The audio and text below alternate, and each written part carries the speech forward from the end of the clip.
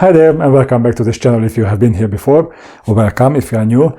My name is Sándor and I'm here to talk about my first-hand experience with eating disorders and basically about everything else that's even remotely related to the topic. Just a quick disclaimer before we begin. I'm not a medical professional or a therapist. I talk about my recovery because I think it can be helpful in many ways to hear that other people went through the same stuff you are going through right now. Keep in mind that these are just my opinions and nothing I say is meant to be prescriptive. I'm just sharing how I dealt with my shit. Some of the things that worked for me could very well work for you, but recovery requires experimentation and you need to be in charge of that.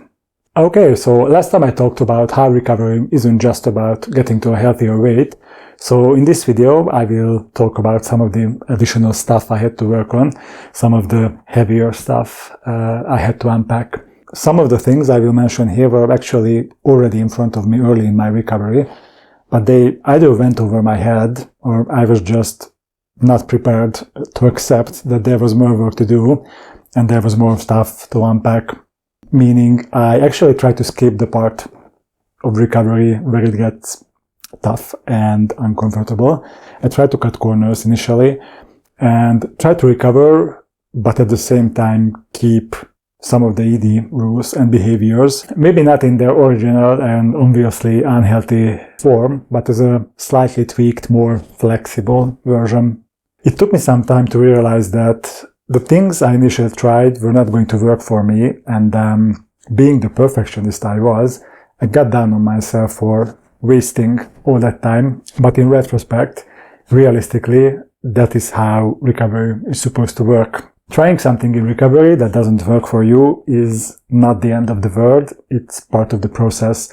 A lot of recovery is about making mistakes and then using those mistakes to figure out what actually works for you. Here comes some of the additional stuff I had to work on in my recovery. I will try to build this up into chapters to make it more easily accessible, but it will still probably be all over the place, so bear with me. This may sound like a cliche, but you have to believe that full recovery is possible. You don't have to believe me or anyone else telling you that they are fully recovered. We could be lying to you or we could be lying to ourselves, but to some extent, your beliefs create your reality. If you believe that you will never recover fully, chances are you never will. You can make a half-hearted attempt at it, but you will likely not try for real, because what's the point in trying something that's not going to happen for you? Don't get me wrong, you won't recover fully just by believing it can happen to you, and not everyone recovers even if they believe that full recovery is possible, but if you don't believe you can, you won't. What I'm trying to get across is whether you believe that full recovery is possible for you or not, this belief will become a self-fulfilling prophecy for you. And not believing that full recovery is possible was a massive roadblock in my recovery. I spent a lot of time in quasi-recovery, and this was one of the reasons why I didn't just dismiss the possibility of full recovery. I was actually convinced that everyone who is telling you that they are fully recovered is either lying to you or they are lying to themselves, or they are simply just delusional, or some kind of combination of these. I had to change this belief, and to do that, I also had to figure out why I believed this in the first place. Can you guess? Because I didn't believe that I deserved it. I had some seriously unhealthy core beliefs about myself, my worth, and consequently, what kind of life I deserved. I also needed some self-reflection to become aware of how my core beliefs determined how I thought and felt about myself, and most importantly, how I talked to myself. It's not uncommon that people who are recovering from an eating disorder will find that once their eating disorder voice is gone, they are still left with a critical voice, some kind of inner critic, if you like. And this sort of inner critic can still make your life pretty miserable in many ways, and it can criticize you in many situations that are entirely unrelated to food and exercise. Another thing that I had to work on in recovery is how to talk to myself from a kinder, more compassionate place. I know this doesn't happen for most people overnight, and you won't be able to control the first automatic negative thought that come to you in certain situations. Still, you can learn how to counter these thoughts. What I learned is that you are not responsible for your first thought in response to a certain situation, but you can influence the second and the subsequent thoughts. So you won't have to go down the road of constantly criticizing yourself and putting yourself down. It's possible to break this chain of negativity, and I found it's worth doing so. It actually improved my life to a surprising degree once I learned how to be kinder to myself and how to talk to myself in a more compassionate way and how to be a better friend to myself, if you will.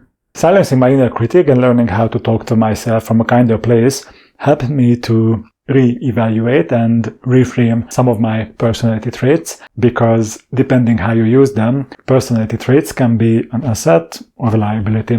So the current scientific thinking says that multiple factors can contribute to developing an eating disorder, and research shows that some people may be genetically predisposed to develop one. That doesn't mean that just because you have the genes, you will definitely develop an eating disorder at some point in your life. But for example, having certain personality traits can make you prone to develop an eating disorder. The point I'm trying to get across is you need to identify whether you have one or a couple of these personality traits that can make you prone to developing an eating disorder, that can be a liability when it comes to developing an eating disorder. And you will have to learn how to channel the energy behind these personality traits in a healthier way. So if they are a liability at the moment, you need to learn how to turn them into an asset. Let me give you an example. I think probably one of the most talked about personality trait when it comes to eating disorders is perfectionism. Being a perfectionist and having a rigid mindset were huge issues for me, and they were huge contributors to my eating disorder, and they were huge roadblocks in my recovery. For example, when I decided to eat healthy, I didn't just aim for a sustainable, healthy and balanced diet. I devised these rigid, absolutely non-negotiable rules regarding what and when I should eat. I had to ensure that I was aware of every single ingredient in my food, because there was this zero tolerance for anything that I deemed unhealthy. And when it came to exercise, it had to be absolutely rigorous. It had to leave me feeling like I was about to drop dead, and it had to last for a certain amount of time. Otherwise, it simply didn't count. Similarly, when I was in recovery, I had these fixed ideas about how recovery should look like and how long it would take me to recover. And there was absolutely no room for slip-ups or setbacks or mistakes. And when those things happen, because it's inevitable that they will happen, I felt like they erased all of the progress that I made that far. So I had to learn and accept that good enough is good enough. And instead of doing something perfectly, I can still try my best and have very similar results, not just in terms of how other people perceive that specific outcome, but how I perceive it. I also found that letting go of the need for perfection made me be able to enjoy the ride, because when you are no longer focused on the result, you can be actually present in what you are doing. You can become an active participant in your life. It was a game changer for me to allow myself to be good enough instead of striving for perfection, and it profoundly affected my relationships. Not just the relationship that I have with myself, but the relationships that I have with other people. And I think I gained some pretty important insights into the dynamic of my relationships from that time. If you are a perfectionist, chances are that people will perceive you as someone who thinks they are better than others. Seeing the impossibly high standards that you set for yourself can make other people feel judged and invalidated. Because of this, they will see you as less approachable, and people won't trust you enough to let you see their flaws. As a consequence, the relationships that you will have with other people, if you are a perfectionist, will likely be very surface level, and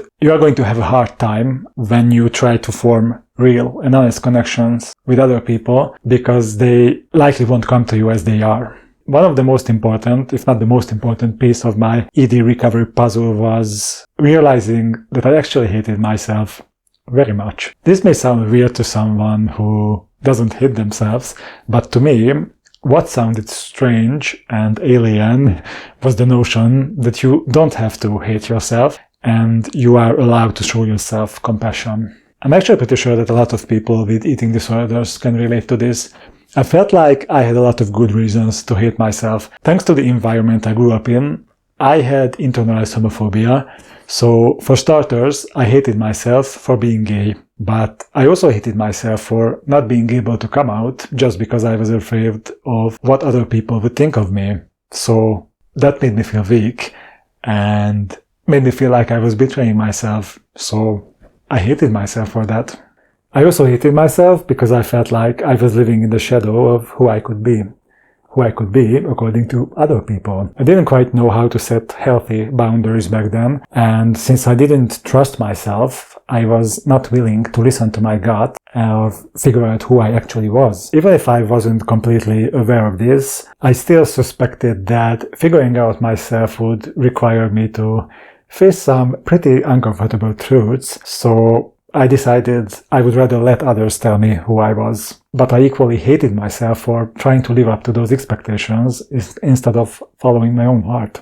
I also hated myself because I felt that somehow I was the reason for all the abuse I went through in my life. Have I mentioned already that I used to hate myself? This list of why I used to hate myself is actually pretty long, but the light bulb moment for me when I realized that I don't have to do this was when I filmed my first video talking about my eating disorder. You won't be able to watch this because it was a long time ago and I filmed it in my native tongue. But I remember that I was watching myself talking about what I went through, and seeing myself from this outside perspective actually let me empathize with myself for the first time in a very long time. It was the catalyst for reframing how I thought and felt about myself. Instead of seeing myself as a failure, as someone who deserved being abused, it helped me to see myself as someone who didn't have the necessary tools to deal with those traumatizing situations.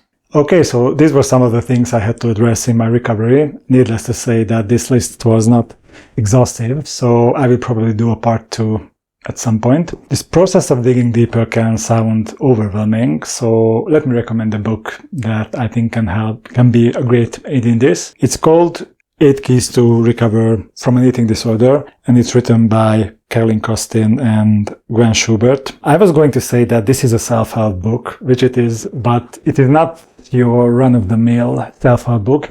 It actually contains a lot of actionable advice and a lot of assignments that you can use in your recovery. One thing that the authors themselves point out that this book is not a substitute or a replacement for therapy, and depending on your individual circumstances, you may need to talk to a mental health professional if you have access to one. I know that a lot of people are not in a position to do that. I know that therapy is not accessible to a lot of us, but I hope at least you can reach out to someone who is able to support you in your recovery. And I'm saying this because I think that whatever support you can get will be important in your recovery, because once you start working on the heavier stuff, you will most likely feel worse instead of feeling immediately better, which can be a lot, and it can be disheartening and scary and alarming and disappointing, but at the same time, this can be a sign of healing. This actually makes sense if you think about it.